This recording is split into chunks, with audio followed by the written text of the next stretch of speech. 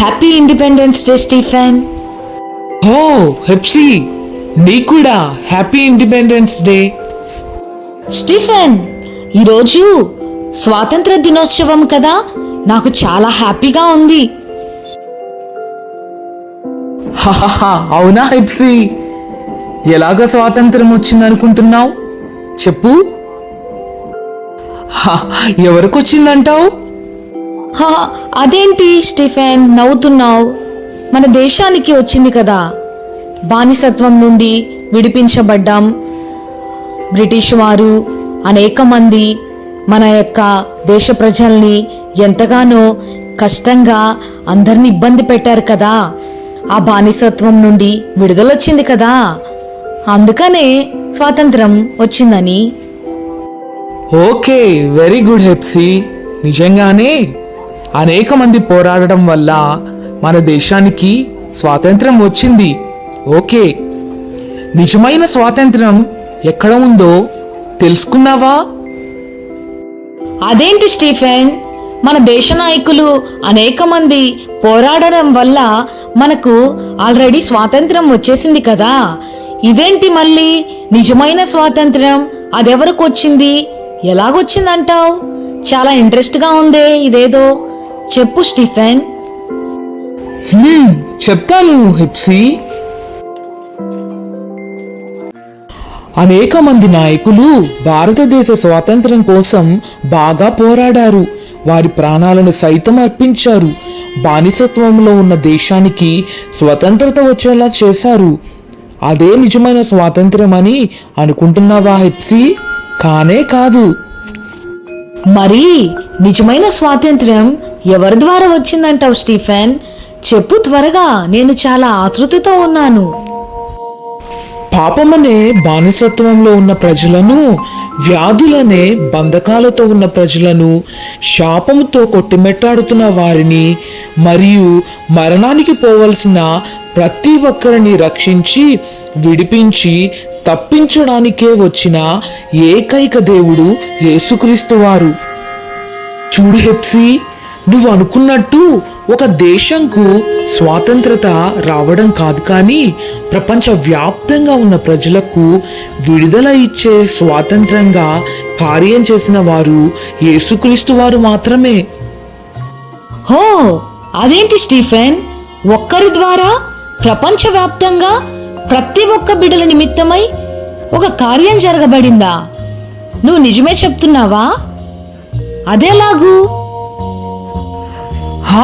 అవును హెప్సీ, ప్రభు అయిన యేసుక్రీస్తు ఈ లోకానికి వచ్చి మనందరి పాపముల నిమిత్తమై, శాపముల నిమిత్తమై, వ్యాధుల నిమిత్తమై, అనేకమైన బాధల నిమిత్తమై, అనేకమైనటువంటివి మనం అనుభవించేటువంటి ప్రతి వ్యతిరేకమైన కార్యాల నిమిత్తమై ఆయన శిలువలో మరణించాడు. తిరిగి 3వ దినాన లేపబడ్డాడు.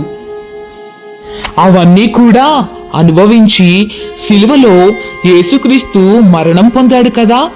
ఆ మరణం ద్వారా మనకు పాపమనే బంధకాల నుండి, శాపమనే బంధకాల నుండి, వ్యాధులనే బంధకాల నుండి, రోగాలనే బంధకాల నుండి, మరణం అనే బంధకము నుండి యేసుక్రీస్తు శిలువలో వాటికి ముగింపు పలికి తిరిగి లేవడంలో మనకు నిజమైన విడుదల కార్యం జరిగింది హెప్సీ. అదే మనకు వాటన్నిటి నుండి విజయవంతమైన స్వాతంత్ర్యం కలిగించాడని దీని అర్థమైందా హెప్సీ? వావ్ స్టీఫెన్, వ్యక్తిగతంగా వింటున్న నాకే నిజమైన స్వాతంత్రం కలిగిందని ఎంతో సంతోషిస్తున్నాను. అయితే ఈ స్వాతంత్ర్యం నేను కూడా పొందుకున్నానా? దాన్ని అనుభవించడానికి ఏమైనా చెయ్యాలా? చెప్పు స్టీఫెన్. ఓకే, ఖచ్చితంగా నీ డౌట్ క్లియర్ చేస్తాను హెప్సీ. సరే కానీ టైం అవుతుంది. ఫ్రెండ్స్ ఈవినింగ్ కలుస్తామన్నారు. వాళ్ళు కూడా సేమ్ నీ టాపిక్ మీదే డౌట్స్ అడుగుతున్నారు. గ్రూప్ డిస్కషన్ చేద్దాం. ఓకేనా? వెళ్దాం పద. హలో మై ఫ్రెండ్స్, హెప్సీతో పాటు మీ అందరూ కూడా అడిగిన ప్రశ్నకు నేను మీకు సమాధానం ఇవ్వబోతున్నాను.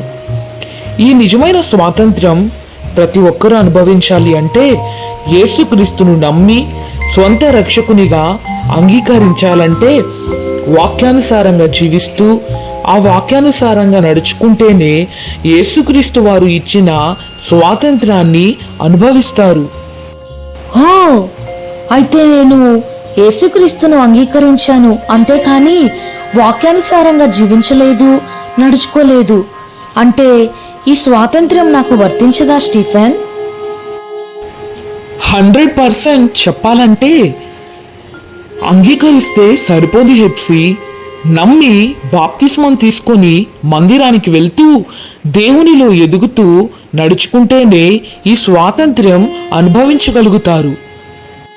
బైబిల్ గ్రంథంలో కూడా గలతీ పత్రిక 5వ అధ్యాయం 1వ వచనంలో మనందరం చూస్తే ఈ స్వాతంత్ర్యము అనుగ్రహించి క్రీస్తు మనలను స్వతంత్రులుగా చేసి ఉన్నాడు.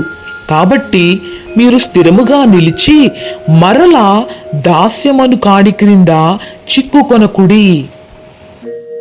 నా స్నేహితులారా, ఈ వాక్య అర్థమేంటి? యేసుక్రీస్తు మనకు స్వాతంత్రత ఇచ్చేశాడు.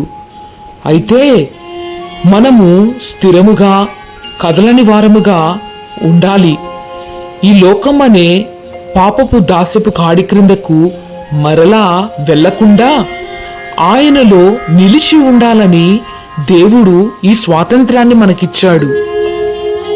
రోమాపత్రిక 8వ అధ్యాయం 2వ వచనంలో కూడా మనం చూసినట్లయితే క్రీస్తు యేసునందు జీవమిచ్చు ఆత్మ యొక్క నియమము పాప మరణముల నియమము నుండి నన్ను విడిపించెను అని. దేవుడు పాప మరణముల నుండి మనకు విడుదలనిచ్చేశాడు. అదే నిజమైన స్వాతంత్రంగా మనము విశ్వసిస్తున్నాం. కాబట్టి ఇప్పుడు పాపము నిన్ను ఏలుబాటు చేయలేదు, వ్యాధులు నిన్ను ఏలుబాటు చేయలేవు, మరణము కూడా నిన్ను ఏలుబాటు చేయలేదు.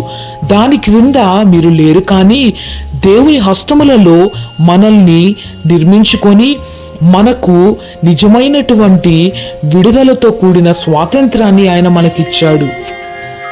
చివరిగా మనం చూసినట్లయితే గలతీ పత్రిక 5వ అధ్యాయం 13వ వచనములో ఈ విధంగా చెప్పబడుతుంది.